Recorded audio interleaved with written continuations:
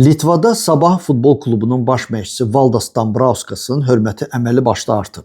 Yox, söhbət Sabahın çempionatda liderliyindən getmir. Sadəcə olaraq Litva, Liechtenstein və Azərbaycan milli komandaları bu mövsüm Millətlər Liqasının D divizionunda bir qrupa düşüblər. Və ilk oyun hələ Litva-Azərbaycan oyunu sentyabrda olmasına baxmayaraq, Litvanın baş məşqçisi Edgaras Jankauskas milli haqqında informasiya toplayır. Və əlbəttə ki, gizlətmir ki, məlumatı mənə Dambrauskas ötürəcək. Deyə bilmərəm ötürəcək yoxsa yox, amma Jankauskas doğrudan bizim millini tərifləyib, deyib qrupda yəni ki, liderlərdən biridir, Liechtensteinlə güclüdür, heyətdə Qarabağın futbolçuları var, futbolçularımızın texniki gücündən danışıb.